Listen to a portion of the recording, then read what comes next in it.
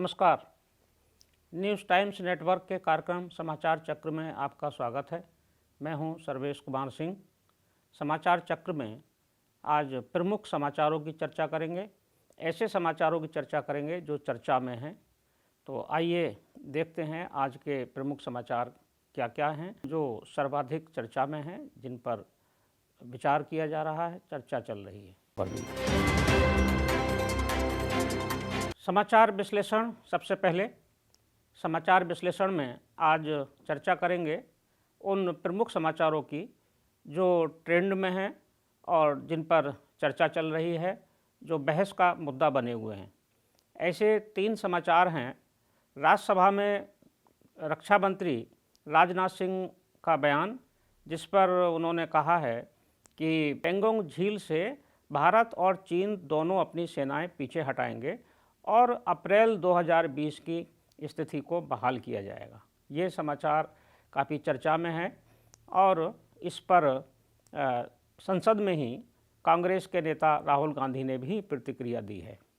जो दूसरा प्रमुख समाचार है वह है गृह मंत्री अमित शाह का बंगाल में दिया गया बयान। अमित शाह ने कहा है कि टीकाकरण समाप्त होने के बाद CAA यानी कि नागरिकता संशोधन कानून को देश में फिर से लागू किया जाएगा।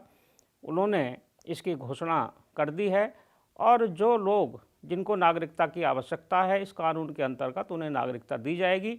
लेकिन उन्होंने देश के अल्पसंख्यकों को ये भरोसा दिया कि उनकी नागरिकता पर कोई प्रभाव इसका नहीं पड़ेगा।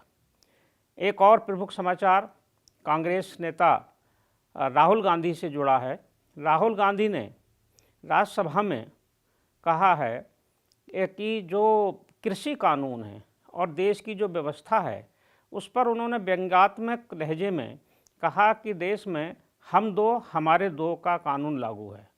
उन्होंने कहा कि हम दो कौन हैं ये सब जानते हैं और किन दो के लिए सरकार काम कर रही है। सारी व्यवस्था, किसान बर्बाद हो गए, व्यापारी बर्बाद हो गए, छोटे उद्यम समाप्त हो गए, केवल 2 लोगों के कारण, 2 लोगों के लिए, ये उन्होंने कहा। इस पर भी काफ़ी चर्चा है और बहस का मुद्दा बना हुआ है। उत्तर प्रदेश के प्रमुख समाचारों में पंचायत आरक्षण की व्यवस्था की कल घोषणा कर दी गई। कल पंचायत विभाग के प्रमुख सचिव मनोज कुमार सिंह ने आरक्षण की नीति घोषित कर दी है और बता दिया है कि कहां कहां किस तरह से चक्रानुक्रम आरक्षण लागू किया जाएगा। ये प्रमुख समाचार जो कल से आज तक चर्चा में हैं, इन पर हमने आज चर्चा की। समाचार चक्र में अब कर लेते हैं संपादकीय चर्चा। देखते हैं आज के प्रमुख समाचार पत्रों ने किन किन विषयों पर संपादकीय टिप्पणी की है।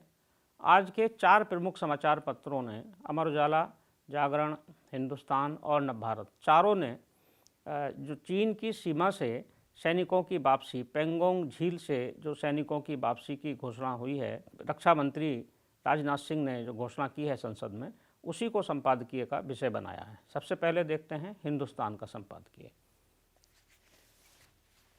हिंदुस्तान ने संपादकीय का हेडिंग दिया है स्थायी हो समाधान।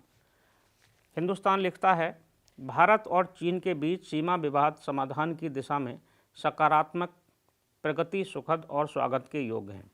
पिछले साल मई में शुरू हुआ तनाव 15-16 जून को गलवान में झड़प के साथ चरम पर पहुंच गया था। झड़प की कीमत न केवल भारतीय जवानों बल्कि चीनी जवानों को भी चुकानी पड़ी थी। उसके बाद से पहली बार ऐसा लग रहा है कि चीन तनाव घटाना चाहता है। अब देखते हैं दैनिक जागरण। दैनिक जागरण के संपादकीय क्या है। दैनिक जागरण ने हेडिंग दिया है, ढीली पड़ी चीन की अकड़।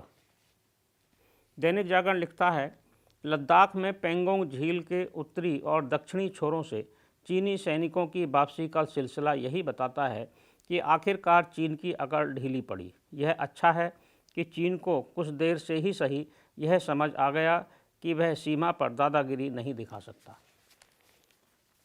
अमर उजाला देखते हैं, अमर उजाला का संपादकीय क्या है। अमर उजाला ने हेडिंग दिया है, पेंगोंग से वापसी।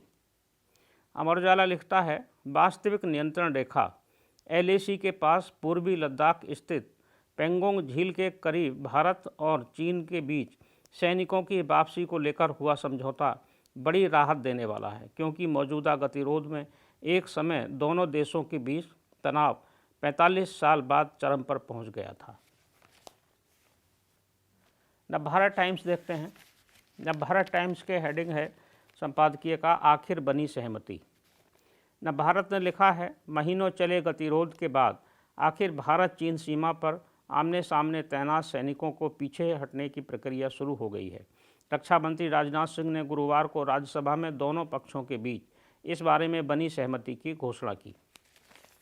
ये थे चारों प्रमुख अखबारों के संपादकीय। समाचार चक्र में आज बस इतना ही।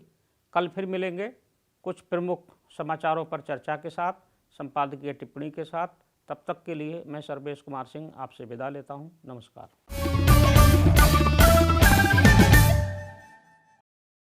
सब्सक्राइब करें हमारे YouTube चैनल को और हर अपडेट पाने के लिए बेल आइकन को दबाएं।